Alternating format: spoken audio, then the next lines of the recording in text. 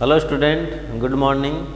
मैं गोकुल आज आपके लिए इस वीडियो में लेके आया हूँ क्लास 10th विज्ञान चैप्टर 11 कार्य ऊर्जा व शक्ति। इसका पार्ट 11 पढ़ने वाले हैं, जिसमें आज हम पढ़ेंगे ऊर्जा संरक्षण या ऊर्जा संरक्षण का नियम। अब ऊर्जा संरक्षण का नियम कहता क्या है, तो उसके बारे में हम देखते हैं। ऊर्जा संरक्षण का नियम कहता है कि ऊर्जा को ना तो उत्पन्न किया जा सकता है और ना ही नष्ट किया जा सकता है, बल्कि इसका एक रूप से दूसरे रूप में रूपांतरित इसको किया जा सकता है। अर्थात हम बोल सकते हैं कि किसी विलगित निकाय की जो ऊर्जा है वो संरक्षित रहती है, उसमें किसी प्रकार का परिवर्तन नहीं होता है। ठीक है, तो ये स्थिति आपको ध्यान में रखनी है। तो ऊर्जा संरक्षण के नियम के अनुसार ऊर्जा संरक्षण के नियम के अनुसार किसी विलगित निकाय की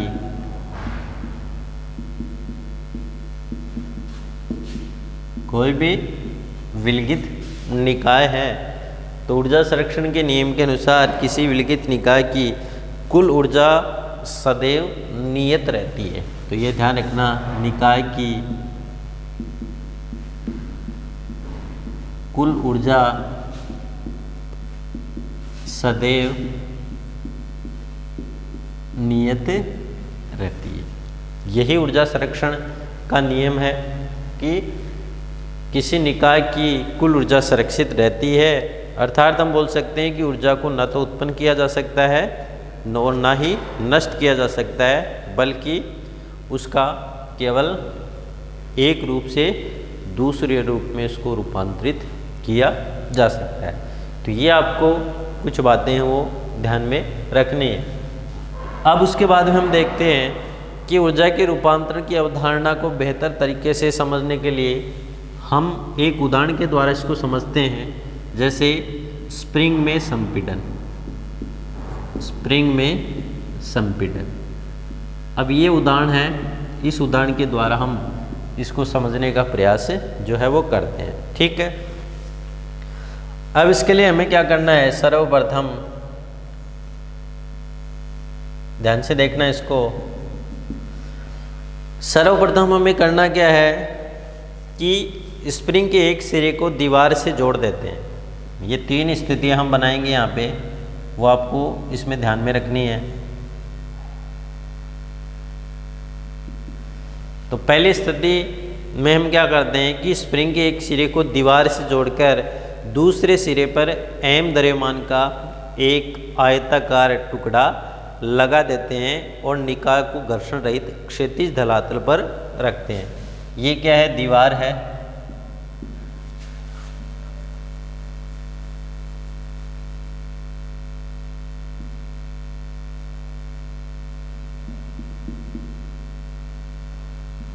ये m द्रव्यमान का आयताकार गुटका है, ये दीवार है और ये स्प्रिंग है। ध्यान रखना, ये क्या है, स्प्रिंग है, ये m द्रव्यमान का टुकड़ा है और ये दीवार है। ठीक है, तो ये तीन स्थितियां हम इसमें देखने वाले हैं। तो प्रथम पहले हम क्या करते हैं, एक स्प्रिंग के एक सिरे को ध्यान से देखना, इसमें दीवार से जोड़कर दूसरे सिरे पर m द्रव्यमान का एक आयताकार गुटका जोड़ देते हैं और निकाय को घर्षण रहित क्षैतिज धरातल पर रखते हैं। और देखो ये है क्षैतिज धरातल, जिसको हम कहाँ पे रखते हैं, घर्षण रहित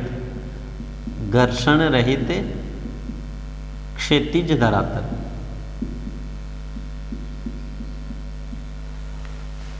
तो ये घर्षण नहीं करेगा और इसको इस प्रकार से इसको व्यवस्थित करना है। तो पहली स्थिति ये है। सेकंड स्थिति में हमें क्या करना है, स्प्रिंग को संपीड़ित करने के लिए हम गुटके को दीवार की तरफ v वेग देते हैं। अब देखो ये गुटका है, इसको दीवार की तरफ क्या देंगे, v वेग देंगे। ठीक है, तो हम क्या करेंगे, ये स्प्रिंग है, इसको संपीड़ित करने के लिए दीवार की तरफ कौन सा वेग देते हैं, कौन सा वेग देते हैं? v वेग। कहाँ देते हैं? दीवार की तरफ इसको देते हैं, ठीक है। या यहाँ से मान लो ये v वेग इस गुटके को दीवार की तरफ देते हैं, तो अब देखना यहाँ पे v बराबर क्या हो जाएगा? 0 हो जाएगा। इतना हमने इसको वेग दे दिया तो इसमें विस्थापन उत्पन्न होता है, जैसे ये यहाँ से यहाँ आ गया। ध्यान रखना इसमें विस्थापन क्या होगा? अक्स उत्पन्न होता है, ठीक। तो हमें क्या करना है कि स्प्रिंग को संपीड़ित करने के लिए गुटके को दीवार की तरफ v वेग देते हैं और गुटके की ऊर्जा 1/2 mv²। अब देखो जैसे इसको इधर वेग की देते हैं तो इसकी जो गतिज ऊर्जा है 1/2 mv², क्योंकि m द्रव्यमान है, वेग v है, तो इसकी गतिज ऊर्जा क्या हो जाएगी? 12 mv² प्राप्त होती है, ठीक है। इस ऊर्जा से जो गुटका है वो अक्ष दूरी तक संपीड़ित होता है। देखो ये जब ये गतिज ऊर्जा देते हैं तो गुटका अक्ष दूरी तक इधर विस्थापित होता है, हो रहा है, ठीक है।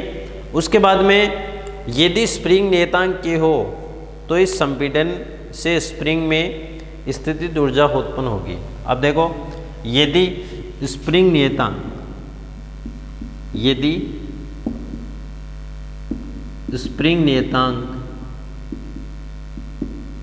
k हो तो इसकी स्थितिज ऊर्जा 12 kx² होगी, ठीक है। अब जैसे ही इसको गतिज ऊर्जा 12 mv² देते हैं तो ये गुटका अक्ष दूरी पर विस्थापित होके यहाँ या इस स्थिति में आ जाते हैं। तो इस स्थिति में यदि स्प्रिंग नियतांक k हो तो इसकी स्थितिज ऊर्जा जो है वो 12 kx² प्राप्त होती है, ठीक है। अब जो थर्ड स्थिति होती है, हम थर्ड स्थिति की बात करें तो थर्ड स्थिति में इसको पुनः सामान्य स्थिति में रख देना है। तो ये m है, इसको एकदम बराबर स्थिति में रखना है। जैसे यहाँ पहले यहाँ पे थी तब ये पुनः अपनी सामान्य स्थिति में आ जाती है या सामान्य स्थिति को प्राप्त हो जाती है।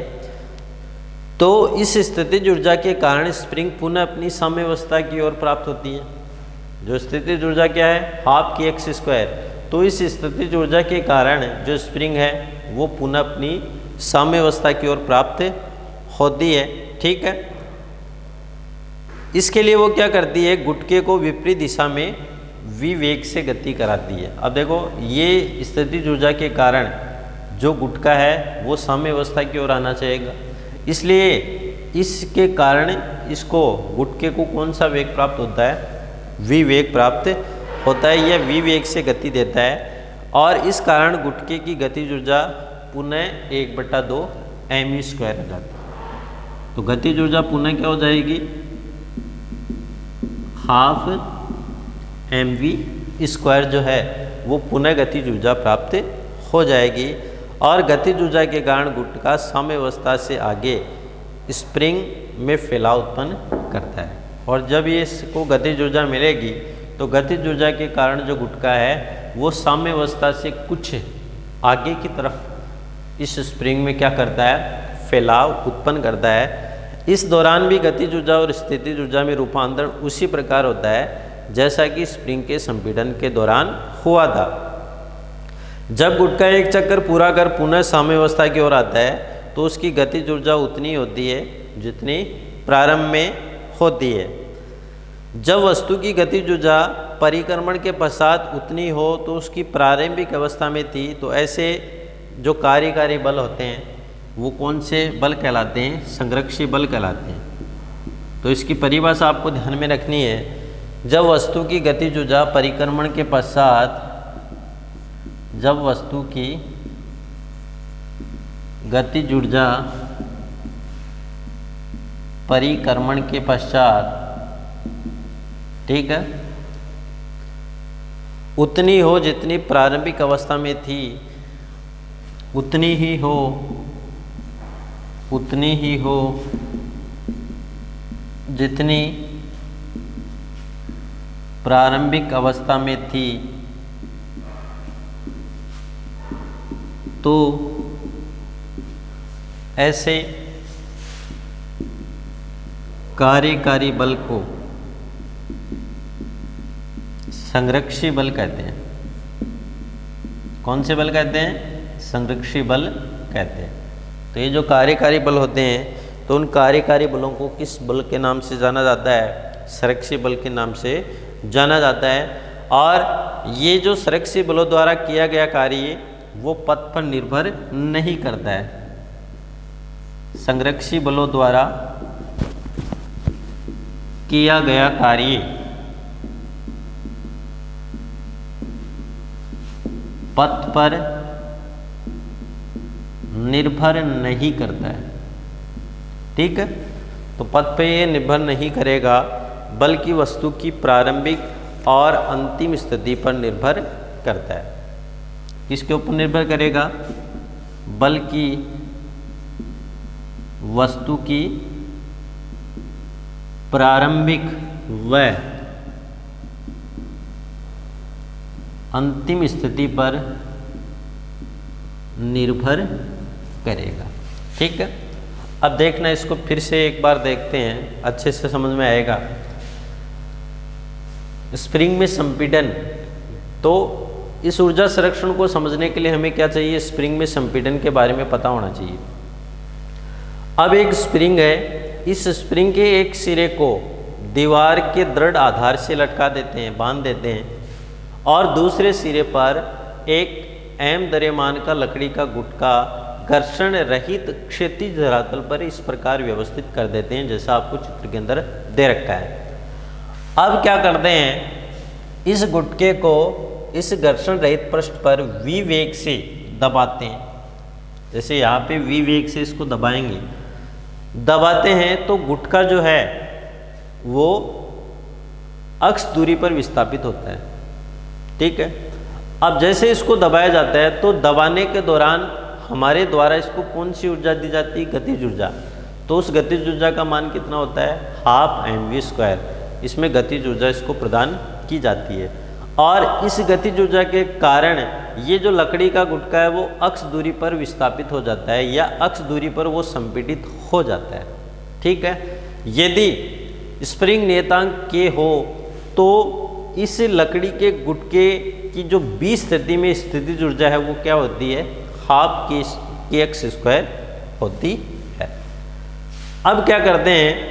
इस स्थितिज ऊर्जा यानी 12 kx² के कारण जब इसके ऊपर वापस बल को हटा देते हैं, यानी इसको दबाना हम इस स्थिति में बंद कर देते हैं, तो इस स्थितिज ऊर्जा के कारण जो गुटका है वो विपरीत दिशा में, विपरीत दिशा ये हो गई, तो पहले हम इधर दबा रहे थे, अब जैसे इसके बल को हटा देते हैं यहाँ से, तो गुटका विपरीत दिशा में प्रारंभिक या साम्य स्थिति से थोड़ा आगे की तरफ विस्थापित होता है। ये साम्य स्थिति है। अब इससे क्या होगा? थोड़ा आगे की तरफ विस्थापित होता है। अब जब ये आगे की ओर विस्थापित होगा तो इसकी गतिज ऊर्जा क्या होती है? mv² होती है। अब जैसे ये थोड़ा आगे की ओर आएगा तो ये यहाँ पे आ गया, मान लो इस स्थिति में। अब इस स्थिति में इसमें विस्थापन कौन सा उत्पन्न हो गया? अक्ष विस्थापन। देखो, इसको दबाया तो यहाँ आ गया, फिर जैसे मान लो ये स्थिति है, ये यहाँ पे आ गई, तो विस्थापन क्या हो गया? अक्ष। और जब विस्थापन अक्ष उत्पन्न होता है तो इसकी स्थितिज ऊर्जा क्या होगी? 12 kx² होगी, और इसी स्थितिज ऊर्जा के कारण ये गुटका पुनः अपनी साम्य अवस्था में आएगा। तो इस प्रकार ये गति है वो चलती रहती है, और एक स्थिति जब ये होती है कि इसकी स्थितिज ऊर्जा और गतिज ऊर्जा वो धीरे धीरे कम होने लगती है, तो अंत में जो गुटका है वो अपनी साम्य स्थिति में आ जाता है। ठीक है, तो जब वस्तु की गतिज ऊर्जा परिक्रमण के पश्चात उतनी हो जितनी प्रारंभिक अवस्था में हो, तो ऐसे कार्यकारी बल कौन से बल कहलाते हैं? संरक्षी बल कहलाते हैं। और संरक्षी बल द्वारा किया गया कार्य है वो पथ पर निर्भर करता है, बल्कि वस्तु की प्रारंभिक और अंतिम स्थिति पर निर्भर नहीं करता है। ठीक, ये स्थिति आपको इसमें ध्यान में रखनी है। तो हम बोल सकते हैं कि जो संपूर्ण प्रक्रिया में गतिज ऊर्जा और स्थितिज ऊर्जा क्या रहती है, नियत रहती है, और जिसको हम किस ऊर्जा के नाम से जानते हैं, यांत्रिक ऊर्जा के नाम से इसको जाना जाता है। और यांत्रिक ऊर्जा संरक्षण के नियम के अनुसार निकाय की जो यांत्रिक ऊर्जा, कुल यांत्रिक ऊर्जा है, वो क्या रहती है, संरक्षित रहती है इस यांत्रिक ऊर्जा संरक्षण के नियम के अनुसार। तो यांत्रिक ऊर्जा संरक्षण का नियम जो है उसके अनुसार यदि निकाय की गतिज ऊर्जा बढ़ रही है, यदि निकाय की गतिज ऊर्जा बढ़ेगी तो स्थितिज ऊर्जा क्या होगी, कम होगी। ध्यान रखना, यदि निकाय की गतिज ऊर्जा बढ़ती है तो उसकी स्थितिज ऊर्जा कम होगी, और यदि गतिज ऊर्जा कम होती है तो उसकी स्थितिज ऊर्जा बढ़ जाती है। यदि स्थितिज ऊर्जा और गतिज ऊर्जा में जो परिवर्तन है वो क्रमशः इस प्रकार है, जैसे मान लो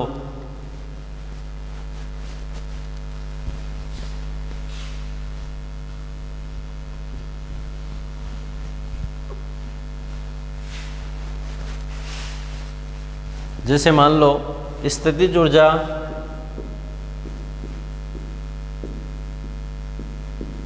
व गतिज ऊर्जा में परिवर्तन क्रमशः डेल ईपी व डेल ईके हो।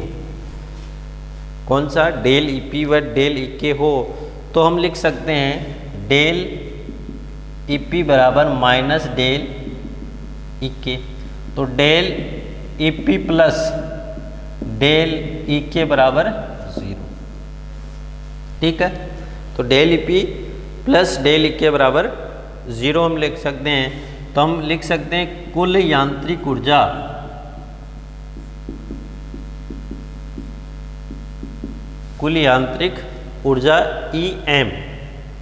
EM ये किसके बराबर होती है, ईपी प्लस ईके। तो ये सूत्र आपको ध्यान में रखना है, कुल यांत्रिक ऊर्जा है वो ईपी प्लस ईके के बराबर होती है, अर्थात स्थितिज ऊर्जा और गतिज ऊर्जा का जो योग हो वो क्या कहलाती है, यांत्रिक ऊर्जा कहलाती है। और संपूर्ण चक्र में यांत्रिक ऊर्जा में कुछ कमी आ जाती है, और इस ऊर्जा में कमी जो है वो असंरक्षी बल, जैसे घर्षण व श्यानता। तो ये घर्षण व श्यानता क्या है, असंरक्षी बल है, और इन असंरक्षी बलों के कारण जो है वो यांत्रिक ऊर्जा में कुछ कमी आती है। और इन असंरक्षी बलों के द्वारा ऊर्जा का कुछ भाग जो है वो ध्वनि ऊर्जा में बदल दिया जाता है, और जिससे ऊर्जा का स्वरूप बदल जाता है और निकाय की संपूर्ण ऊर्जा का मान नियत रहता है। तो E बराबर क्या है, E ऊष्मा है प्लस E घर्षण है, E कुल ऊर्जा, E ऊष्मा, E घर्षण और EM यांत्रिक प्लस अन्य, तो ये सब क्या रहते हैं, नियत रहते हैं। ठीक है, तो ये ध्यान में रखना। इसमें मुख्य बात यही आपको ध्यान में रखनी है कि जो कुल यांत्रिक ऊर्जा है ई मैकेनिकल, वो ई पी पोटेंशियल और ई काइनेटिक, यानी स्थितिज ऊर्जा और गतिज ऊर्जा का योग जो है वो क्या कहलाती है, यांत्रिक ऊर्जा कहलाती है। तो ये आपको इसमें कुछ बातें हैं वो ध्यान में रखनी है। अब अगला हमारा पॉइंट होगा ऊर्जा का क्षय। ऊर्जा का क्षय, ऊर्जा का नष्ट होना। तो ऊर्जा किस रूप में जो है वो नष्ट हो सकती है, ऊर्जा क्षय।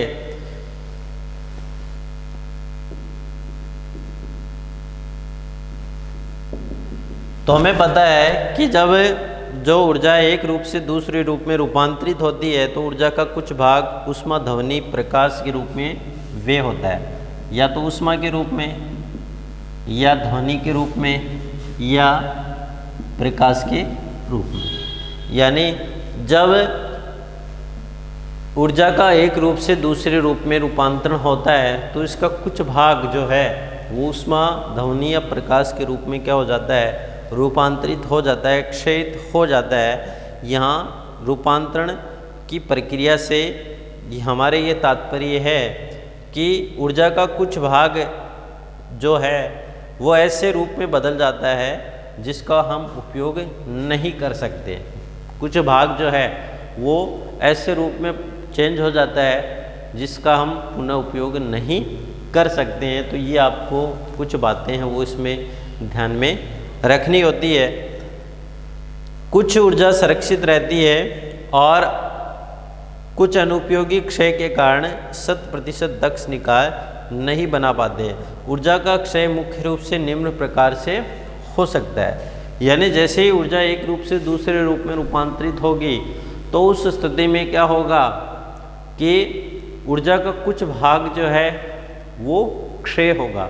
इसका मतलब हम ये कह सकते हैं कि प्रकृति में एक संपूर्ण रूप से दक्ष निकाय नहीं प्राप्त कर सकते, नहीं बना सकते, क्योंकि जो भी निकाय है उस निकाय से यदि ऊर्जा का एक रूप से दूसरे रूप में रूपांतरण होता है तो उस स्थिति में कुछ ना कुछ क्षय होगा। जैसे सूर्य से जो ऊर्जा हमें प्राप्त होती है तो 100% ऊर्जा हमें नहीं मिलती है, तो उसका कुछ भाग जो है वातावरण में विकिरणों के रूप में उत्सर्जित हो जाता है। और जैसे हमें ऊर्जा प्राप्त होती है, मान लो कि हमें उसका 10% हिस्सा प्राप्त होता है, और हमें जो ऊर्जा प्राप्त हुई फिर हमने भोजन किया या हमारा जो अपशिष्ट है उसके द्वारा जो ऊर्जा है वो किसी अन्य जीवों के अंदर गई, तो उसका उस 10% का 10 जो प्रतिशत है वो वहाँ तक हुई। इसका मतलब 90% जो ऊर्जा है वो क्षयित हो जाती है, नष्ट हो जाती है। इसका मतलब हम कह सकते हैं कि प्रकृति में एक ऐसा निकाय, विलगित निकाय की कल्पना हम नहीं कर सकते हैं जिससे ऊर्जा का क्षय है वो शून्य प्राप्त हो सके। तो इस प्रकार जो ऊर्जा है उसका हम क्षय पढ़ सकते हैं। ऊर्जा का क्षय किन रूपों में होता है, ठीक है, तो उसके बारे में हम अगले वीडियो के अंतर्गत चर्चा करेंगे।